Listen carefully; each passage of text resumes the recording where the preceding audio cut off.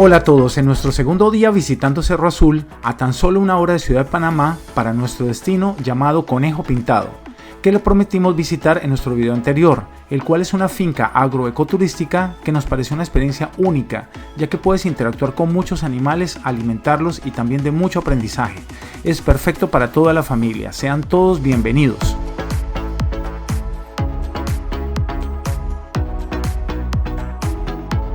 En esta super granja llamada Conejo Pintado hay diversos tipos de aves de corral, entre ellos pavos, gallinas, patos, gansos, cabras, ovejas, entre muchas especies más. Y por supuesto un emu, la segunda ave más grande del mundo después del avestruz. Se llama Emilio y es muy amable con el visitante ya que tiene un carisma impresionante. Aparte pueden interactuar con los ponis, con los cerdos de corral, pavos reales, papagayos y el conejo pintado. Les presento al señor Cornelio, el cual fue nuestro guía por todo el recorrido y nos permitió entrar a las áreas de los papagayos para alimentarlos y nos dio unas charlas muy interesantes y educativas de todo Conejo Pintado.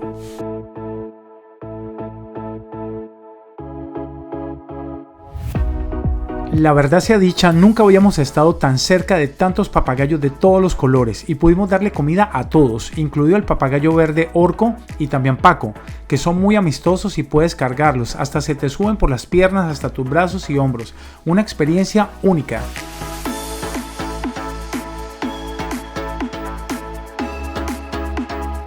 Y también están los papagayos azules, que hay una familia grande y les encantan las semillas y los frutos secos. Se les ve muy bien alimentados y en excelente estado de salud. También hay conejos de diferentes especies, como el conejo común, que descansan relajados ni se inmutan con nuestra presencia. Nos llamó mucho la atención el conejo burrito de orejas caídas o conejo Bélier europeo, muy suave al tacto, realmente es muy bonito este conejo.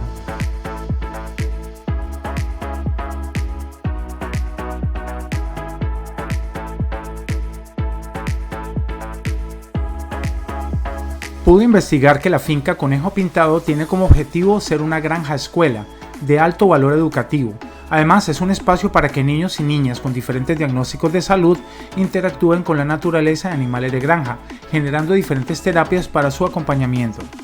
Las giras turísticas de este lugar se realizan con los fines de semana en 4 horarios, 9 a.m. hasta 11 a.m. y 1 p.m. hasta 3 a.m. Los miércoles, jueves y viernes se realizan las giras escolares o tours hasta con 20 visitantes.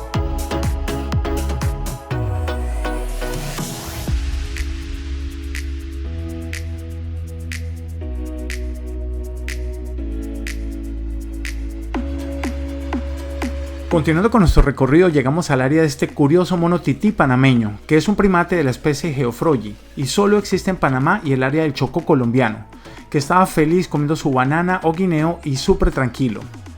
También el famoso conejo pintado, que da el nombre a esta finca, el cual ambos animales están en peligro de extinción. En Colombia le llaman guagua y en Venezuela le llaman lapa. Es muy apetecido por los cazadores por su carne, desafortunadamente se está extinguiendo.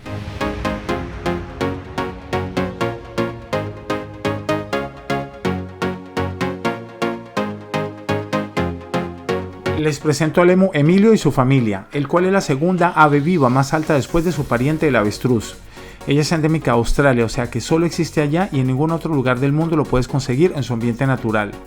El área de distribución del emu cubre la mayor parte de Australia continental. Y estos emus son aves no voladoras, son marrones de plumas suaves, con cuello y patas largas y pueden alcanzar hasta los 2 metros de altura. Estos emus pueden viajar hasta grandes distancias y cuando es necesario pueden correr hasta casi 50 km por hora. Ellos se alimentan de una variedad de plantas e insectos, pero se sabe que pasan semanas sin comer y beben poco. Ellos son muy dóciles y les gusta que los acaricien y se sienten cómodos con el cariño de los visitantes como nosotros.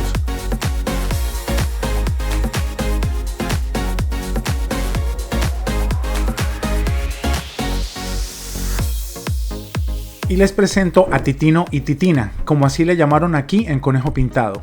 Pero se conoce también como jabalí o pecarí de collar, ya que como puedes ver tienen una mancha blanca alrededor de su cuello. Esta especie está ampliamente dispersa desde América tropical hasta subtropical, desde el suroeste de los Estados Unidos hasta el norte argentino en Sudamérica, o sea recorre todo el continente. Duerme por la noche en madrigueras y con frecuencia bajo las raíces de los árboles. Aunque usualmente ignoran la presencia humana, los pecaríes de collar podrían reaccionar si son amenazados. ya que tienen largos colmillos que se afilan solo cuando abren y cierran su boca. Además liberan un almizcle muy fuerte si se sienten alarmados. Para darles algo de información de estas razas, como esta oveja Dorper es una raza ovina originaria de Sudáfrica, fue desarrollada en 1930 y fue creada a través de los esfuerzos del Departamento de Agricultura de Sudáfrica. El objetivo principal de esta raza es que fue creada para su fácil adaptación en cualquier clima y sobrevivir en regiones áridas extremas. Al igual que estas cabras que estamos viendo, que son de corral, tienen altas tasas de fecundidad con altas tasas de crecimiento también y resistencia con partos múltiples.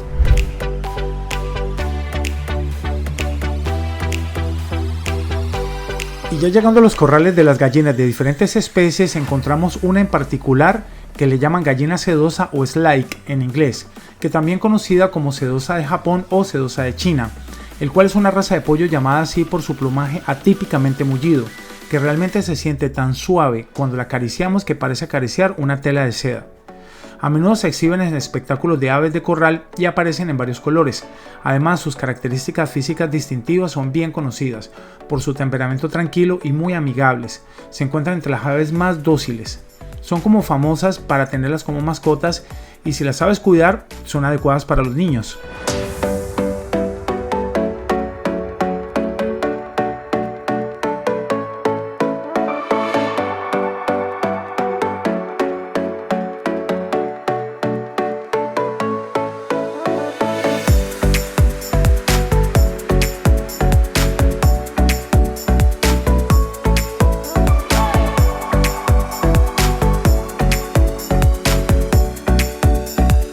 Ya en toda esta sección de la finca Conejo Pintado aprendimos mucho sobre cómo se cultivan diferentes especies de plantas para el consumo humano, como son las hortalizas, los tubérculos, las enredaderas para producir maracuyá y hasta pepino. También las cebollas, lechuga, repollo, entre muchos otros. Que muchas veces por ser de la ciudad nunca sabemos cómo nacen estos productos que vemos en los supermercados, listos para el consumo.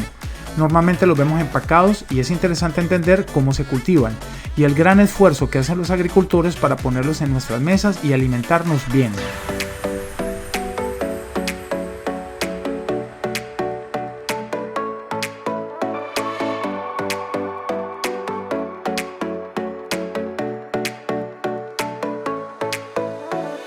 El señor Cornelio nos cuenta que también tienes la opción de cosechar tus propios vegetales como la lechuga, repollo, fresas, frambuesas, coliflor, por dar algunos de los ejemplos. Y ya que está entrando el verano, nos dice el señor Cornelio que poco a poco van a ir abriendo atracciones como senderos ecológicos, giras al río, cascadas, rapel y canopy. O sea que todo este centro será un atractivo turístico con actividades de aventura.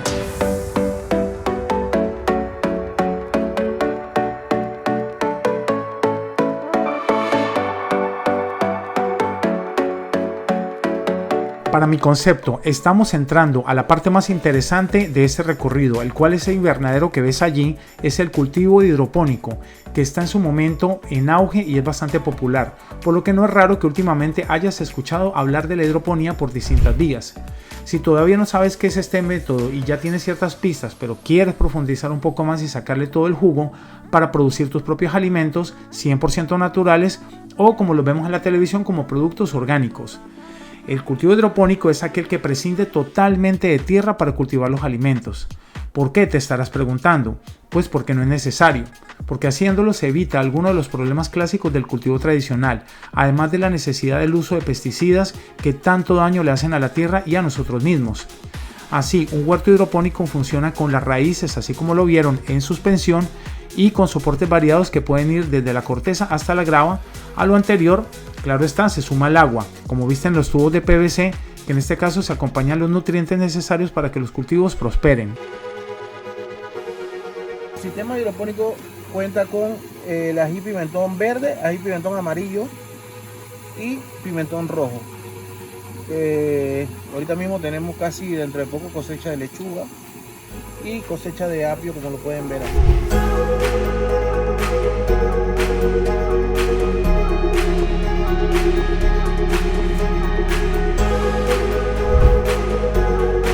Y bueno, finalizamos nuestro recorrido en las áreas donde están los cerdos o cochinos, que son realmente enormes y como puedes ver son dóciles y amigables. Los puedes alimentar e incluso acariciar. Cómo les encantan las caricias.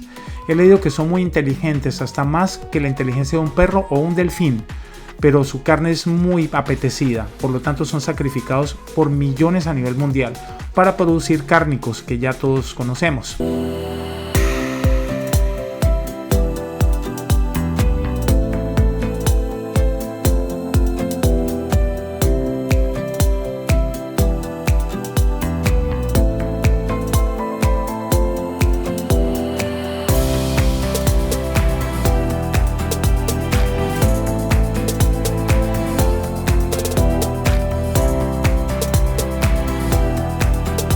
Y finalmente pudimos alimentar las tilapias de este lago, que es una especie de río, pero es muy común producirla en estanques. Bueno, quiero como siempre agradecerles a todos ustedes por acompañarnos hasta acá. Apóyanos con una suscripción, dale like y la campanita para que les podamos mostrar más de estas aventuras. Hasta un próximo video, hasta luego.